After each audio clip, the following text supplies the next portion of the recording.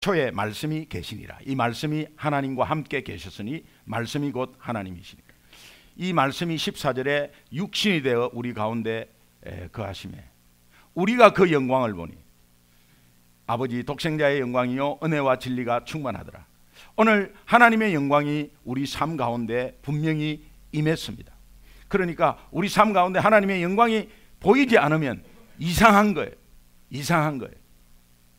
오늘 내 삶이 지치고 힘들고 어렵고 정말 억울한 상황이 있더라도 하나님은 이렇게 말씀하십니다. 네 가정에, 네 사업체에, 네 자녀에게 주님의 영광이 충만하도다. 하나님이 그렇게 말씀하고 있는 거예요. 나는 어렵고 초라하고 불쌍하게 보이지만, 아니 내 이웃은 나를 아주 비웃듯이 보고 있지만 하나님은 우리에게 네 가정에, 네 기업에, 네 속에 하나님의 영광이 충만하도다. 하나님은 그렇게 선포하고 있습니다. 여러분 힘내시기 바랍니다. 여러분 얼굴에 근심이 있는 분이 있습니다. 근심이 있어도 하나님의 자녀는 하나님이 말씀하십니다. 너 삶 속에, 가정 속에 내 영광이 가득하다고 하나님이 말씀하시는 거예요. 오늘 우리가 그 말씀에 주님 말씀만 하여 주옵소서, 말씀대로 임하기를 원하나이다. 그런 믿음이 있으면 하나님은 네 믿음대로 될지어다. 2012년 이제 20일 남짓 남았습니다. 다시 한번 또 새해를 맞이하며 연세 드신 분은 1년이 빛같이 지나갔습니다. 남은 여생 얼마 남지 않았습니다. 하나님이 보시기에는 1000년이 얼마 되지 않습니다. 1000년이 1년 같고 1년이 1000년 같은 하나님의 눈으로 볼 때, 그러나 우리는 아직 1000년 만년 살 것 같지만 오늘 우리 2012년 이제 보내는 달로서 이제는 마음을 좀 확정하자. 이제는 내가 마음을 좀 확정하자. 갈팡질팡 갈등하지 말고 이제는 좀 마음을 확정해서 새로운 새해를 맞이해야 되지 않겠나. 새로운 새해에 확정하는 것이 아니라 새로운 새해를 맞이하는 가운데 이제는 양다리 걸치지 말고 아예 이제는 한번 양다리 걸치면 가랭이 찢어지거든요. 왜? 저쪽에서 오라 하고 이쪽에서 오라 하니까 잡아 당기는 거예요. 악한 영은 내한테 오라 그러고, 하나님은 자꾸 이리로 오라 해서, 그러니까 이왕 우리가 하나님 앞에 왔으면 나 좀 모르더라도 이제 내 마음을 확정하는 것이 굉장히 좋은데, 우리 옆 사람하고 한 번만 인사합시다. 이렇게 인사합시다. 눈을 바라보면서 꼭 인사합시다. 이렇게 이제 마음을 확정합시다. 이렇게 마음을 확정합시다. 이렇게 하지 말고 마음을 확정합시다. 이렇게 이제 마음을 확정 좀 하셔야 합니다. 그런 의미에서 제가 제목을 지금은 내 마음을 확정할 때입니다. 이렇게 제목을 지어봤습니다. 제가 직장 생활할 때에 자동차 설계 쪽에 좀 관여를 했습니다. 그래서 자동차는 2만 개의 부품으로 되어 있습니다. 자, 신차 모델을 새롭게 설계해 가지고 이 신차를 만들려고 하면 7,000 업체의 부품 업체에서 동시에 개발이 들어갑니다. 그러나 한 부품이라도 개발이 늦어지면 자동차는 어셈블리가 안 되는 거예요. 그래서 조립이 안 되면 못 나오는 거죠. 그러면 여기 땅 해가지고 라인이 돌아갈 때 라인이 서버리잖아요. 그러면 1분에 3억씩 손해보는 거예요. 그러니까 이게 쏟아져 나오는 이 컨베이어 벨트에 처음부터 한 대도 안 나오지만 이제 완성된 쪽으로 딱 가면은 이게 20초당 30초당 한 대씩 막 나오는 거예요. 자동차가. 그런 가운데서 이게 개발이 늦어지면 그 손해는 이루 말할 데 없거든요. 근데 개발이 지연됐어요. 왜 개발이 지연됐느냐? 신입사원이 컴퓨터 잘못 만져갖고, 이 황당한 사건이 있었습니다. 신입사원이 컴퓨터를 잘못 만져가지고 이 도면 설계한 신모델 설계한 파일이 다 날아가 버렸거든요. 이 복구가 안 되는 거예요. 지금은 컴퓨터가 굉장히 좋아가지고 대기업체에서 쓰는 것은 훨씬 더 업그레이드 된 것이죠. 그런데 거기에서 좋다고 했는데도 이것을 복구할 수가 없어가지고 그렇게 헤매다가 다시 TF 타스크포스 팀을 짜가지고 다시 이제 시작하는데 10개월이 걸렸습니다. 10개월이 늦어진 것이죠.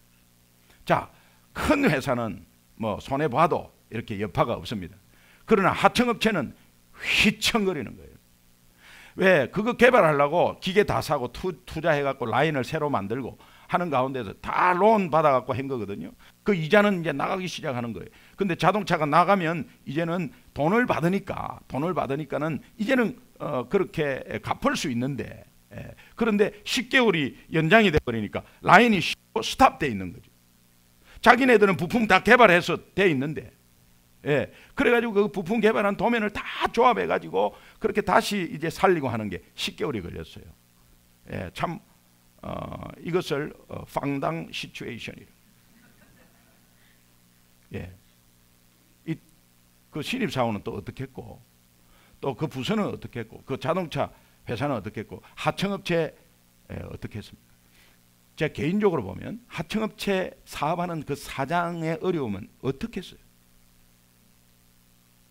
자동차 회사에서 막 그냥 지원해 줄 수도 없는 형편이에요. 버티는 사람은 남는데 그 중에서 제가 그때 알기로 한 25개 업체가 도산이 나버려요. 그것 때문에. 그러면 자동차 회사에서 보상을 해줘야 되잖아요. 그런데 그 보상을 할 길이 없어요. 그러면서 또 개발이 또 부품이 또 지연되고 이런 사건이 있었습니다. 우리 인생이 이런 것 같습니다.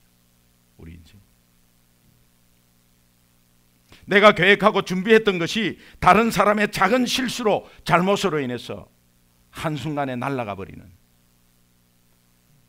그런 인생을 맛보한 적도 있을 겁니다. 또 내가 이루어 놓았던 어떤 사업이나 어떤 일이 한순간에 무너졌을 때에 여러분은 그 괴로움과 허무함, 그 안타까움, 분노, 억울함 이런 것들 어떻게 표현하세요? 당해보지 않는 사람은 아마 모를 겁니다. 열심히 성실하게 살았는데 IMF가 왔습니다. 큰 건설업체가 부도난이 실제를 받지 못하고 결국은 내가 버티다가 내가 처음에는 직원들을 정리하기 시작합니다. 직원들 정리하면 그 직원들은 이제 또 아무것도 없잖아요. 그 직원들 개인적으로는 어렵고 그러면서 또 회사가 또 이게 도미노 현상으로 막 도산되고. 자, 스프라임으로 이 미국이 어려웠습니다.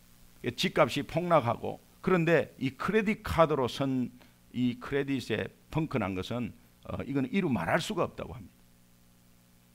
그런 가운데 전체적으로 경제가 안 좋아졌습니다. 나는 열심히 미국 이민 와서 열심히 살았어요. 남에게 피해 끼치지 않고 열심히 살았어요. 그런데 여건 환경이 안 좋아지면서 내가 서서히 어렵기 시작하고 그러면서 힘들기 시작해요. 어떤 면에서는 분노가 있고 어떤 면에서는 정말 안타깝지만 또 표현할 수 없는 이런 안타까움들이 가정에서나 사회에서 많이 이렇게 일어납니다. 그런 관점에서 오늘 본문을 보면서 제가 이 제목을 붙인 것입니다. 이제 지금은 내 마음을 확정할 때입니다. 시편 57편은 다윗이 자기를 죽이려는 사울 왕의 그 추적을 집요하게 죽이려는 그 사울 왕의 추적을 피해서 동굴에 숨어서 다윗이 극심한 가슴의 고통을 안고 선 시입니다. 다윗은 잘못이 없어요. 다윗은 잘못한 것이 없어요. 단지 하나님을 믿고 골리앗을 물리친 것밖에 없어요. 골리앗을 물리치니까 이스라엘 백성들이 다윗을 흠모하기 시작했어요. 그리고 전쟁에 나가면 이 용감한 용사가 계속 승리하는 거예요. 그러니까는 노래가 퍼지기 시작하는데 사울이 죽인 사람은 천천히요 다윗이 죽인 사람은 만만이라. 하면서 막 다윗의 인기가 올라가기 시작하면서 이 사울 왕이, 절대 권력을 가지고 있는 사울 왕이 힘없는 소년에게 두려움을 느끼고 자리가 뺏길 것이라는 위협감을 느끼면서 저놈을 죽여야 되겠다는 생각이 드는 거예요. 다윗은 아무 잘못이 없어요. 그러면서 쫓겨다니고 하는 가운데 굴 속에 숨어가지고 자기의 마음을 표현하고 있어요. 얼마나 억울한 건지, 얼마나 위협적인 건지를 표현하고 있습니다. 오늘 본문 4절을 한번 같이 읽도록 하겠습니다. 시작. 내 영혼이 사자들 가운데서 살며 내가 불사르는 자들 중에 누웠으니 곧 사람의 아들들 중에라. 그들의 이는 창과 화살이요 그들의 혀는 날카로운 칼 같도다. 동굴 속에 숨어 있는데, 다윗이 숨어 있는데 사울은 3,000명의 군사를 데리고 이 다윗을 찾으려고, 그 다음에 광야에서 샅샅이 뒤지는 거예요. 여러분, 그런 상황의 위협에 한번 있으면 어떻게 해서 입장 바꿔 생각해 보세요. 얼마나 두려웠겠어요. 까짓 거면 한번 죽으면 된다 해가지고 붙어도 3,000명 앞에서 그렇게 하면 자살행위죠. 한 5명 그래 와라 한 붙자 이렇게 하면 되는데 3,000명 앞에서 그 와라 이러면요 그냥 박살나는 거예요. 죽음이 두려워서가 아니라 그런 상황 속에 억울한 거예요. 억울한 거예요.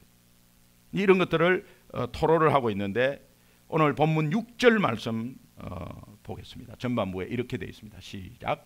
그들이 내 걸음을 막으려고 그물을 준비하세요. 내 영혼이 억울하다. 다윗의 그 마음을 지금 표현하고 있어요.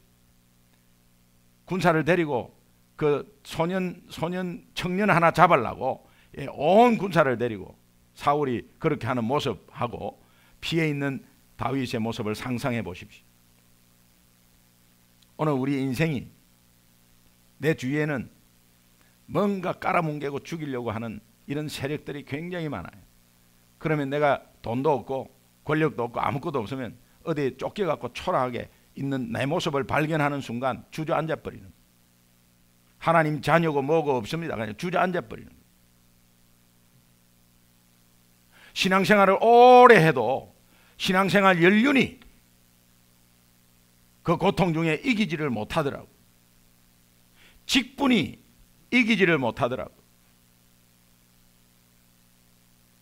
성경에서 선지자 요나가 선지자예요. 선지자. 그런데도 선지자가 선지자의 이름으로, 직분의 이름으로 순종하지 못하더라고. 이런 것을 볼 때 우리의 연약함을 다윗을 통해서 다시 한번 볼 수 있습니다. 오늘 이 다윗이 숨어 있는 이 동굴이야말로 고통과 고난의 상징입니다. 상징입니다. 저는 한 주간 내내 이 시편 57편을 최소한 50번 이상 읽으면서 계속 묵상을 해봤습니다. 설교를 해야 되니까 또 내 삶 가운데 적용도 해보고 그렇게 했습니다. 그런 가운데서 몇 번 읽다 보니까 확신이 확 오는 게 하나 있었어요. 확신이 오는 게 있었어요. 57편을 읽으면서 확신이 오는 게, 그것은 누구나 우리 인생에서 고통의 동굴은 피할 수 없다. 피할 수 없지만 우리는, 예수 믿는 우리는 이 고통의 동굴을 축복의 통로로 바꿀 수 있다. 이 확신이 확 오는 거예요. 여러분도 바꿀 수 있어요. 할렐루야. 오늘 우리 여기 청년도 있고, 우리 청년부 1월 달에 청년부 예배가 이제 새로 시작되는데, 제 고민이, 설교할 때 고민이 뭐냐, 이 어른들 성인을 대상으로 설교를 하다가 조금 대상을 생각해갖고 청년들 하러 하려면 이게 또 내용이 약간 달라져야 되는 거예요. 그 답답함이 있었어요. 그러나 청년부 예배가 시작되면 충분히 청년에 맞춰서, 또 청년이 고민하는 것에 맞춰서 이 본문을 해석할 수 있습니다. 중요한 것은 오늘 우리가 어떠한 상황 속에서도 나이에 관계없이 내 어려움이 있을 거예요. 어떠한 어려움이 있을 거예요. 그 어려움은 항상 있다는 걸 알아야 돼요. 피할 수 없습니다, 우리 인생에서. 그러나 예수 믿는 우리는 그 어려움에서 충분히 승리할 수 있다는 것을 여러분 확신하시기 바랍니다.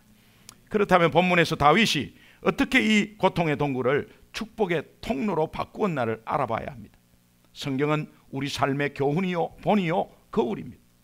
그래서 말씀에 내 삶을 조명해보고 비추어 볼 때 내가 다윗이란 이름에 내 이름을 대입해 보면 소름이 돋칠 정도로 정확하게 하나님이 우리를 인도하는 것을 볼 수 있어요. 2절 말씀을 한번 보겠습니다. 같이 읽겠습니다. 시작. 내가 지존하신 하나님께 부르짖으며 곧 나를 위하여 모든 것을 이루시는 하나님께로다. 동굴은 고립된 것을 상징하고 고통도 상징하지만 고립된 것을 상징합니다. 동굴은 세상 모든 것으로부터 단절된 것을 말하고 있습니다. 그래서 동굴은 두려운 것입니다. 외로운 것입니다. 또 동굴은 힘든 것입니다. 절망스러운 것입니다. 동굴은. 그런데 다윗은 세상과의 소통이 단절되니까 세상과의 소통이 단절되는 그 동굴에 드디어 하나님과 소통하기 시작했다는 사실이에요. 오늘 우리가 어려운 점이 있어서 내가 세상하고 너무 소통을 많이 하다 보니까 시간이 없어서 하나님과 소통할 시간이 없었는데 이제 정말 세상과 소통이 다 끊어지니까 주저앉아 있는 게 아니라 그때 드디어 하나님과의 소통할 기회가 온 것입니다. 어떤 대기업체 회장님이 감옥에 들어가게 됐어요.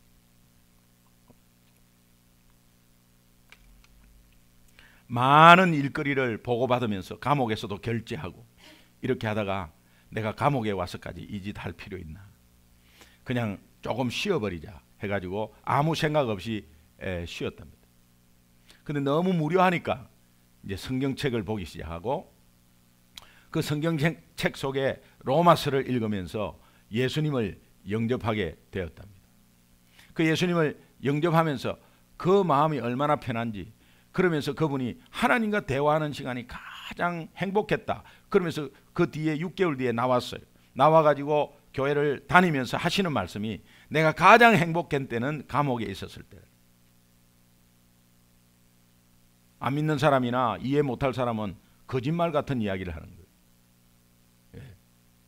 여러분, 오늘 고통이 있지만 내 고통 속에서 내 생각을 바꾸고 내 마음의 자세를 조금만 바꾼다면 거기가 여러분 인생에서 가장 행복한 시기가 될 수 있어요. 다윗처럼 한다면 말이에요. 다윗은 세상과 소통이 단절되니까 하나님과의 소통을 시작해서 그것이 바로 동굴을 축복으로 바꾸는 비밀이었습니다. 여러분은 어떤 처지에, 어떤 동굴에 지금 머물고 있습니까? 믿었던 어떤 사람에게 배신을 당한 동굴을 만났습니까? 아니면 마음을 주었던 어떤 사람에게 사랑을 받지 못하는 어떤 버림의 동굴이 있었습니까? 아니면 내가 하고 있던 일자리가 잃어버리고 세상과 단절된 어려운 고통의 동굴이 여러분 앞에 있었습니까? 그러나 하나님과 단절된 그런 세상에서의 일할 때보다 세상과 단절된 동굴에서 하나님과 소통하는 것이 얼마나 복이라는 사실을 여러분 이 시간에 다시 한번 인식한다면 이 기회를 절대로 놓칠 수 없다는 거예요. 내가 주저앉아 있고만 있는 시간이 아니라는 거예요. 불만하고 외롭고 또 분노가 있어서 정말 남에게 불평하고 내가 왜 이러냐고 주저앉아 있는 시간만큼 여러분 인생은 손해를 보는 거예요. 하나님은 절호의 기회를 우리에게 주고 있다는 이 기회를 절대로 놓치지 않기를 주님의 이름으로 축원합니다. 그렇다면 지금 바로 하나님과 소통할 때인데 인생의 밤을 만나고 인생의 칠흑 같은 어두운 동굴을 만날 때 여러분 하나님과 소통해 보시면 하나님이 어떤 해답을 주시는지를 여러분 얼마나 감사함으로 그 시간을 보내는지를 아마 알고 체험하게 되실 것입니다. 이스라엘 백성들의 광야 생활을 보십시오. 그들은 가나안에 절대로 들어갈 수 없었습니다. 그들의 능력으로는 절대로 들어갈 수 없었습니다. 그러나 과정 속에서 엄청난 어려움이, 내가 도저히 풀 수 없는 어려움이 있었습니다. 홍해를 만났습니다. 뒤에는 애국 군대가 따라오고 있습니다. 도간에 던집니다. 사면 초가입니다. 앞에 바다를 어떻게 건넙니까? 그때 하나님과 소통함으로 바다가 갈라지는 역사를 체험하게 된 것입니다. 밤에는 얼마나 추운지, 낮에는 얼마나 뜨거운지, 그러나 하나님과 소통함으로 하나님이 주시는 은혜 가운데서 낮에는 구름 기둥으로 햇빛을 가려주시고 밤에는 추운데 불 기둥으로 따뜻하게 해주시면서 200만 넘는 민족을 하나님이 인도하셨어요. 소통의 결과입니다. 마라의 선물이 단물로 바뀌는 그 결과는 하나님과의 소통의 결과였습니다. 오늘 인생의 선맛을 보았습니까? 하나님은 분명히 단맛으로 바꿔주십니다.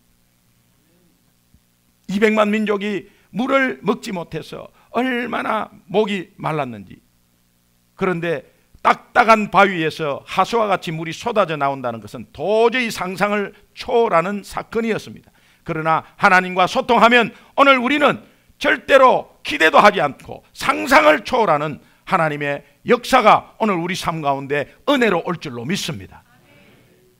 배가 고팠어요. 광야에는 먹을 것이 없었어요. 그러나 하나님은 매일매일 만나로 하나님과 소통한 결과로서 매일매일 먹을 것을 주었어요. 광야에는 어떻게 동물이 없었어요. 양 몇 마리 가져 나온 거 3일 지나서 다 먹어버렸어요. 단백질 공급할 것이 없었어요. 사람은 단백질이 필요하거든. 그 200만이 넘는 민족이 광야에서 이동하는데 단백질이 뭐가 있겠어요? 하나님은 메추라기를 몰고 오는 거예요. 1인당 한 마리씩 하면 간의 기별도 안 가요. 메추라기는 요만하게 생긴, 손바닥만하게 생긴 새인데 이것이 간의 기별도 안 가요. 그러니까 1인당 5마리 먹이려면 1000만 마리를 몰고 와야 돼요. 1000만 마리를 몰고 오려면 무엇으로 몰고 와야 되느냐? 바람을 통해서 몰고 와야 돼요. 어디서 몰고 오는지 바람을 통해서. 바람이 세야 됩니까? 약해야 됩니까? 우주 플리즈 대답을 좀 해주세요. 바람이 세야 돼요? 약해야 돼요? 세입니까? 셉니까? 세야 돼요. 그러니까 휘몰아치가지고 그 1000만 마리를 몰고 올라오면 바람이 센데 이스라엘 백성들이 보기에는 모래 폭풍이거든. 저 모래 폭풍 속에 우리 애들은 어떻게 기르며 저 모래 폭풍 속에 우리가 어떤 길을 가야 됩니까? 오늘 우리는 다시 돌아가서 애굽에서 일만 하면 주는 밥 먹는 게 낫지. 저 모래 폭풍 속에서 어떻게 우리가 견딥니까? 모래 폭풍은 자세히 보면 하나님의 축복인 거예요. 오늘 여러분은 어떤 모래 폭풍 속에 있어요? 세세하게 세밀하게 하나님이 영향을 생각해서 모래 폭풍이 아니라 메추라기를 몰고 오는 하나님의 축복이 그 안에 있다는 사실을 우리는 영안을 뜨고 보아야 합니다. 이 시간이 하나님과 소통할 때고 이 시간이 내 마음을 확정할 때예요. 모두 다 어렵습니다.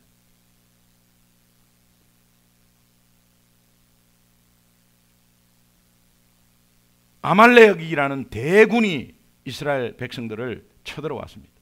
이스라엘 백성들은 군사가 아니었습니다. 그러나 하나님과 소통하니까 하나님이 여호수아의 칼이 이긴 것이 아니고 모세의 기도의 손이 올라갈 때 이겼습니다. 불뱀에 물려서 죽어갔는데, 독뱀에 물려서 죽어갔는데 하나님은 말도 안 되는 소리를 하는 거예요. 노뱀을, 동으로 만든 뱀을 만들어 갖고 거기에 장대 위에 걸어가지고 이것을 보면 산다고 막 그랬어요. 약을 발라줘야지, 아니면 독을 빼줘야지. 말도 안 되는 소리 하고 있어요. 놀고 있네, 말도 안 되는 소리 하지 마라 한 사람 다 죽었어요. 놀고 있네, 야 뱀에 물리는데 약을 주고 독을 빼줘야지, 무슨 쓸데없는 소리 하고 이렇게 죽었어요. 그까지 말하고 다 죽었어요. 그런데 이런 사람이 있었을 겁니다. 말은 안 된다. 그런데 이래도 죽고 저래도 죽는 것까지. 그래갖고 교회 온 사람이 있습니다, 여러분. 모르고 이래도 죽고 저래도 죽는데 까지 한번 가보자 이래갖고 온 사람이 있어요. 그래 까지 한번 보자 해서 딱 보니까 살았습니다. 근데 믿음 가운데서 그래 하나님 말씀이지 그렇지 살지 하면서 본 사람도 살았어요. 근데 하나님이 진짜 사랑하시면요, 안 봐도 꺾어버리 갖고 보게 합니다. 그 씨알이 부러지고 이러면서 이래갖고 하나님 앞으로 돌아오는 사람도 있어요. 그래서 중요한 것은 뭐냐? 하나님과 소통할 때에 그 노뱀이라는 것이 하나님의 의미가 있죠. 요한복음 3장 14절에 모세가 광야에서 노뱀을 든 것과 같이 인자도 십자가에 들려야 하리라. 나를 봐라, 십자가를. 그러면 산다는 거예요.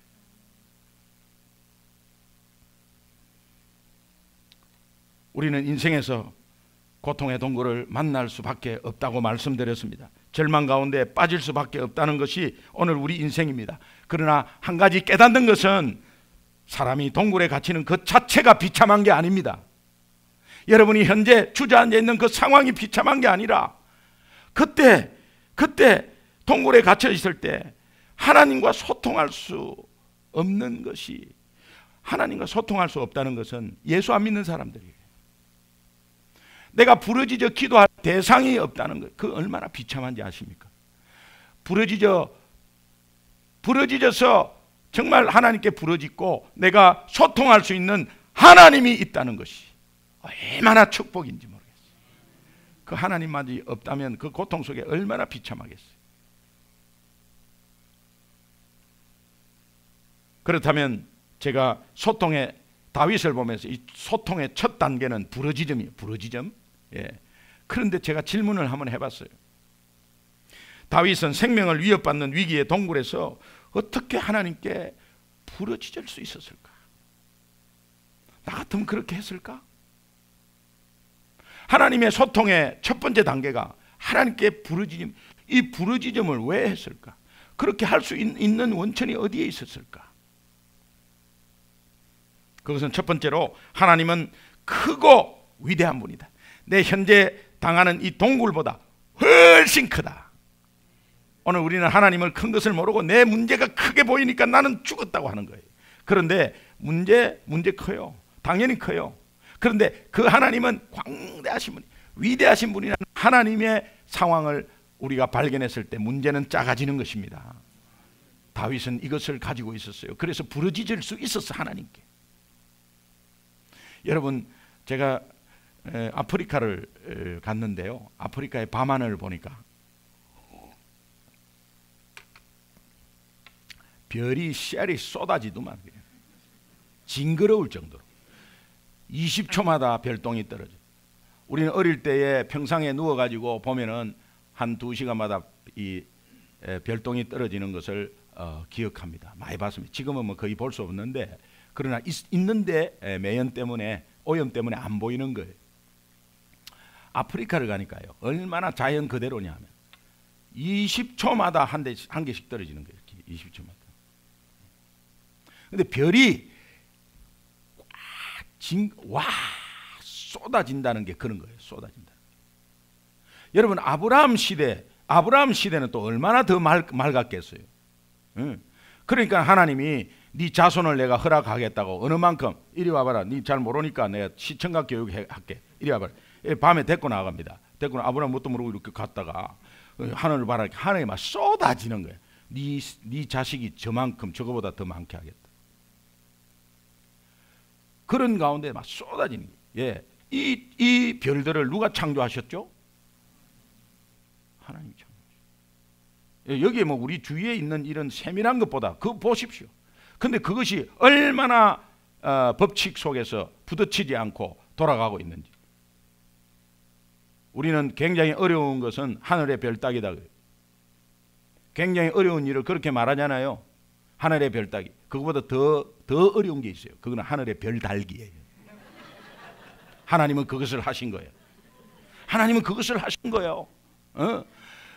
그 무한한 능력으로 그것을, 이 하나님을 다윗은 바라보게 된 것이. 은하계가 있으면 그 은하계가 무수한 은하계로 이어지고, 온 우주를 창조하시고 그 우주의 주인 되신 그 하나님, 주님의 높고 위대하심을 내 영혼이 찬양한다고 그렇게 노래하는, 그 찬양하는 그 대상의 하나님. 사울이 나를 죽이려고 하지만 내가 의지하는 하나님은 크고 위대한 분이다. 오늘 사울같이 어떤 문제를 앞세우고 나를 죽이려 하고 나를 괴롭히고 내 인생을 주저앉게 하는 어떤 악한 세력도, 어떠한 큰 세력도 하나님은 위대하시고 광대하신 분이다. 이것을 믿으면 아무것도 아니라는 사실을 여러분은 알게 되실 것입니다. 믿으시죠? 예. 다윗은 위기의 동굴에서 어떻게 하나님을 부르짖었을까? 두 번째로는 하나님이 불러주시고 선택하신 하나님의 자녀라는 이 확신이 있었다는 거예요. 예. 여러분은 하나님의 자녀입니다. 여러분이 절대로 할 수 없는, 여러분은 스스로 하나님의 자녀가 될 수 없었습니다.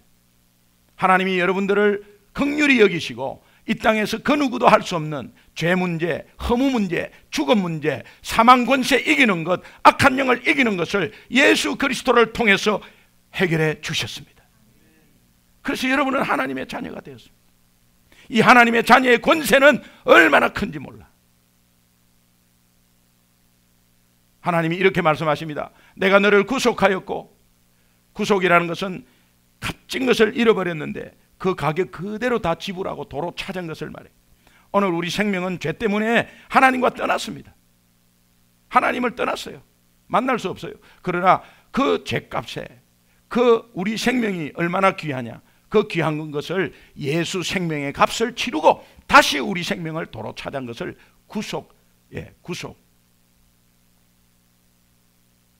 내가 너를 구속하였고 지명하여 불렀다. 그 많은 사람들 중에 나는 똑똑한 게 아니에요. 내보다 똑똑한 사람이 더 많아요. 그런데 그 많은 사람 중에 어이 김기동 손가락을 가리키면서 지명 이름을 불렀다는 거예요. 얼마나 감사한지. 그러면 이 음성을 들었다면 여러분의 반응은 어떻게 해야 돼요?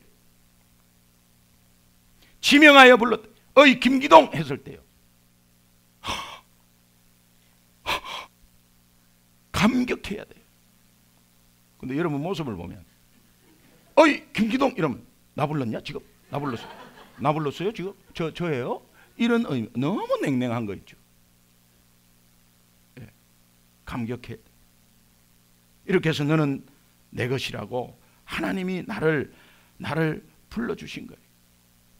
이 하나님의 자녀로 그냥 된 게 아니라는 거예요.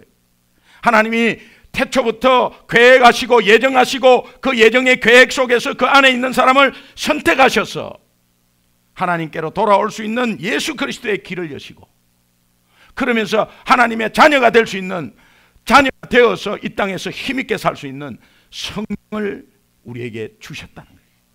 하나님의 자녀의 권세라는 거예요. 여러분, 이 권세 앞에 어느 누가 어떤 세력이 건든단 말입니까? 절대로 가까이 올 수도 없어요.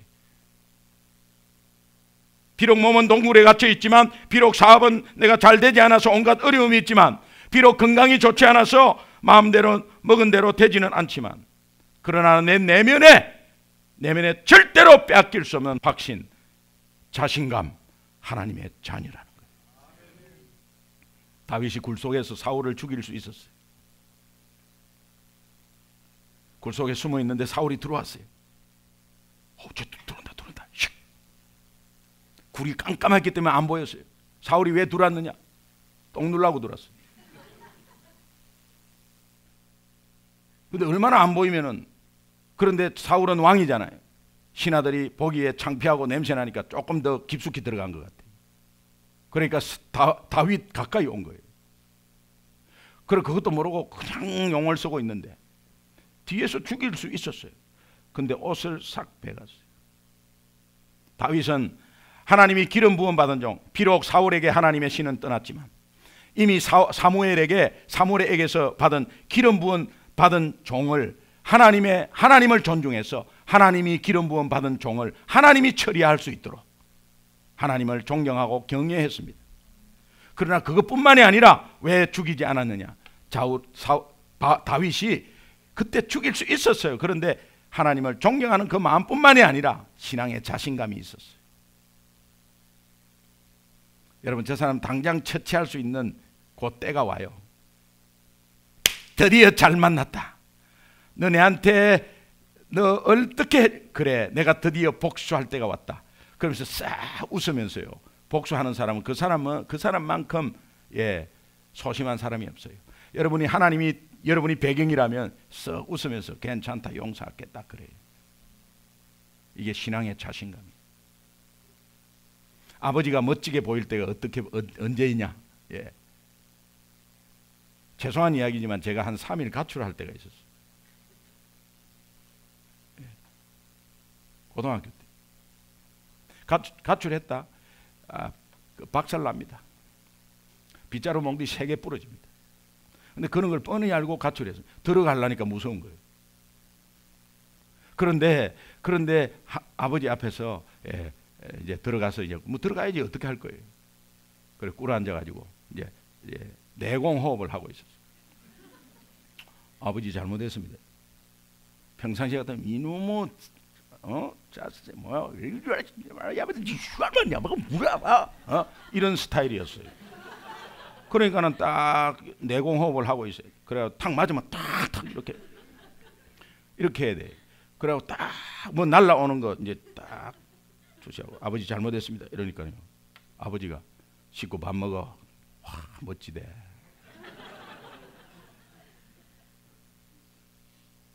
그 말은 뭐냐? 니 내 새끼 아이야. 괜찮아. 이면 그거 멋지더라. 다윗이 사울에게 그렇게 한 거예요. 나 하나님 자녀야. 여러분 어떠한 상황에서 비굴하지 마십시오. 나 하나님의 자녀다. 이 확신이 하나님 앞에 소통할 수 있는, 부러질 수 있는 그런 다윗이었어요. 로마서 8장 38절 39절 한번 함께 보겠습니다. 시작.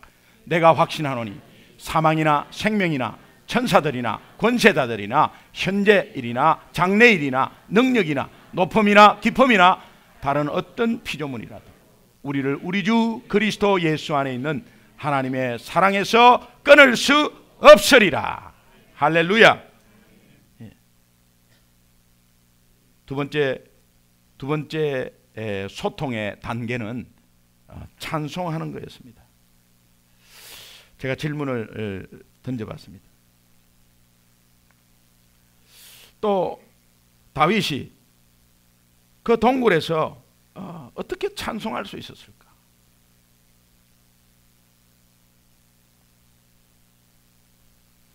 찬송을 어떻게 할 수 있었을까?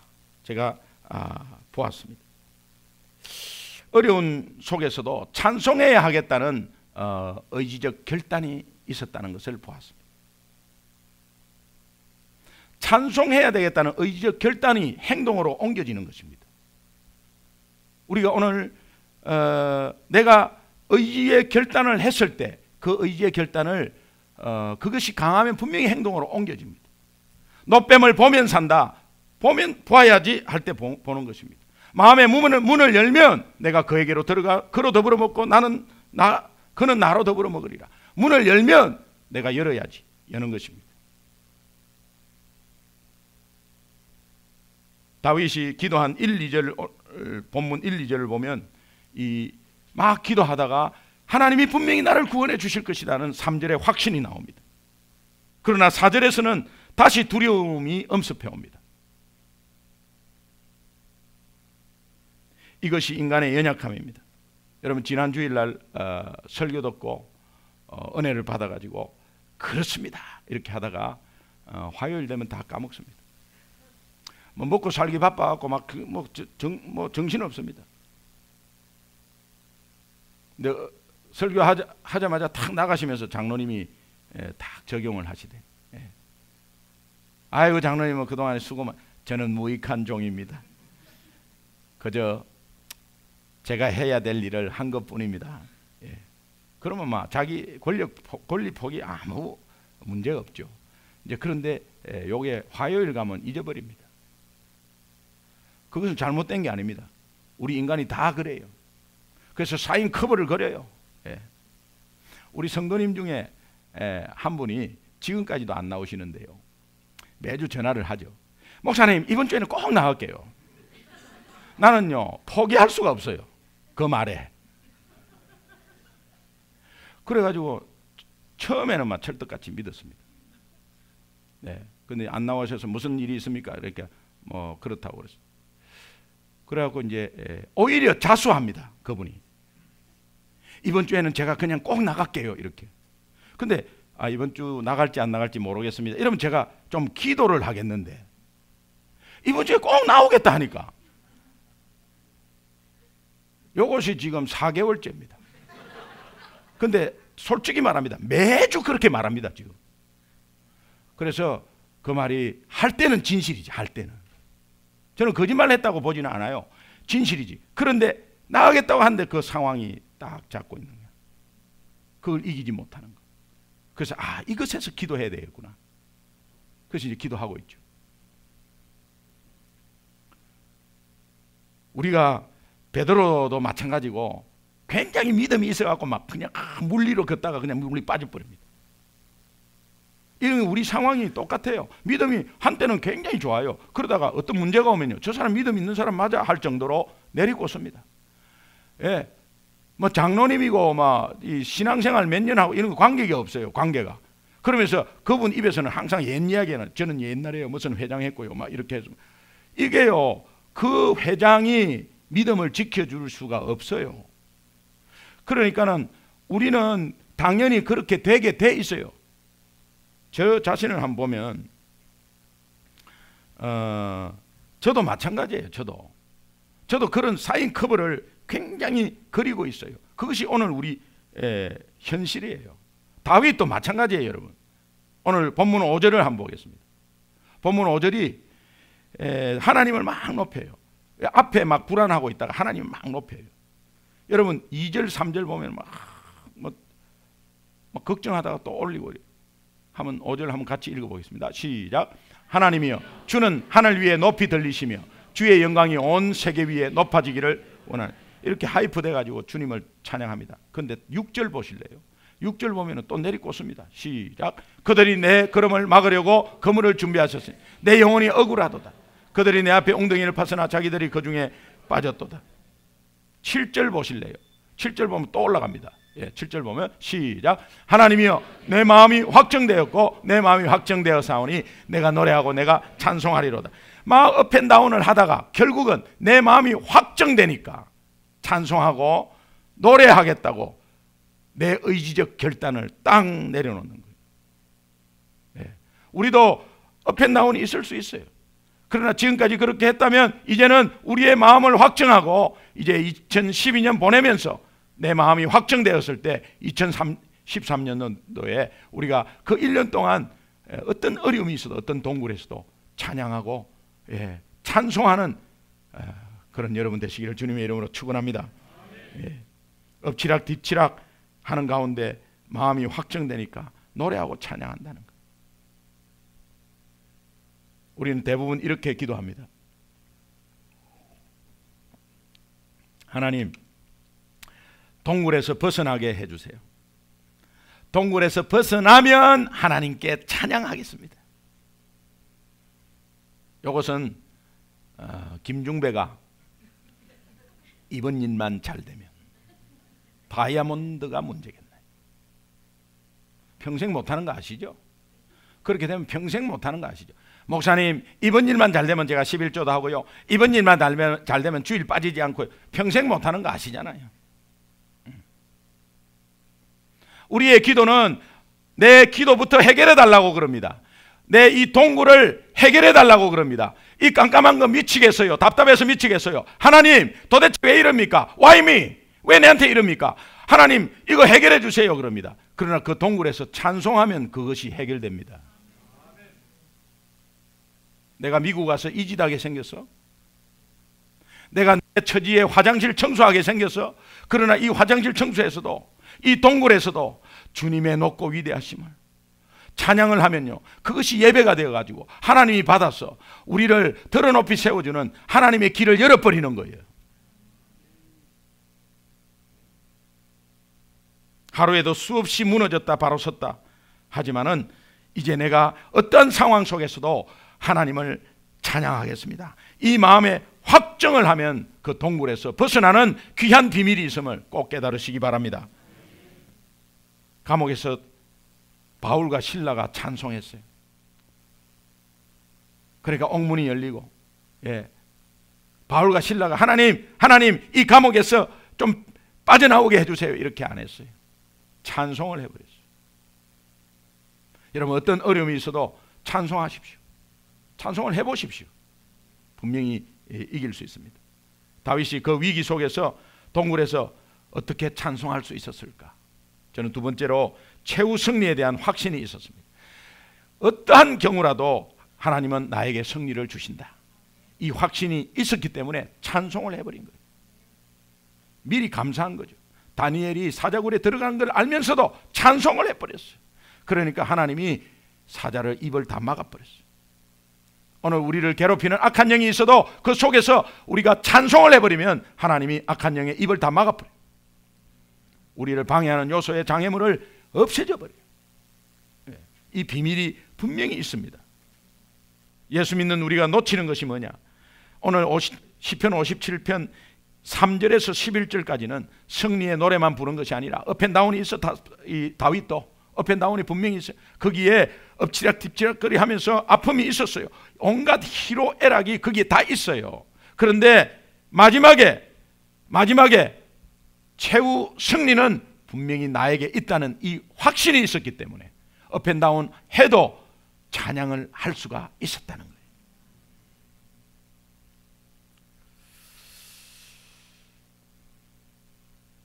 고백할 것이 하나 있어요. 한 주간에 담임 목사는 업앤다운이 없을 것 같습니까? 있겠습니까? 없겠습니까? 저를 뭘로 보는 거예요?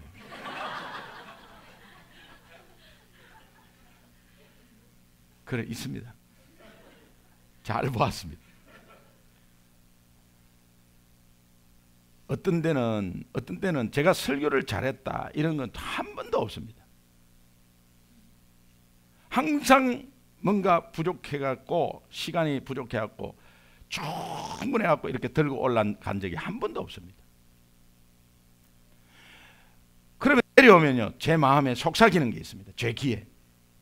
네 방금 설교한 게 그 설교냐? 너 성도들 중에 네 설교 듣고 비웃는 사람이 있어. 네 행동을 보면은 네가 지금 담임 목사를 튀어야? 택도 안 되는 소리. 네가 담임 목사가 안 돼. 이 소리가 막 들리는 거예요. 근데 가만히 생각하니까 그 말이 맞아. 그러니까 악한 영이 귀신같이 아는 거예요. 그 말이 맞아요. 실제로 맞아요. 그 맞다는 생각에 내가 그냥 하나님께 회개도 나오면서 내가 위축이 탁 되는 거예요. 이런 것이요, 여러분 하루에도 몇 번씩 있어 저한테.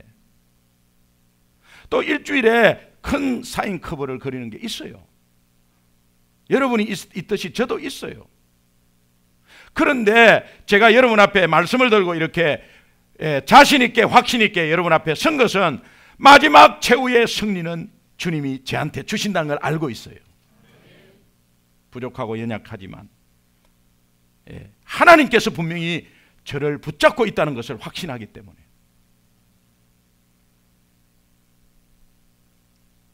어떠한 어려움에도 승리의 주도권은 분명히 하나님 자녀에게 있음을 믿으시기 바랍니다. 시편 57편 7절하고 9절을 한번 읽겠습니다. 우리 결론의 말씀인데, 우리가 마음이 확정되니까 이제는 내가 노래하고 찬양하는데 그 결과로서 이제는 감사하면서 다른 이웃들, 문나라들 그러면서 주를 찬송하게 한다는 거예요. 이것이 크리스찬의 영향력이에요.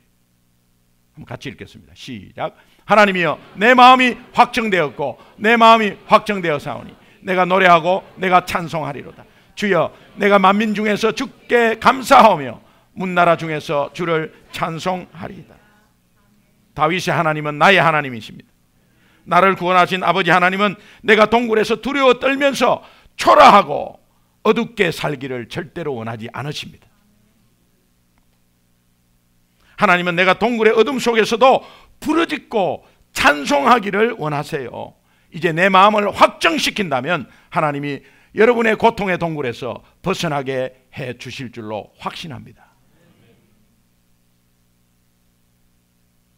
한번 따라합시다. 지금이 내 마음을 확정할 때입니다. 지금이 내 마음을 확정할 때입니다. 이 마음의 확정이 고통의 동굴에서도 부르짖고 찬송할 수 있는 원동력이 되기를 주님의 이름으로 축원합니다. 기도하겠습니다.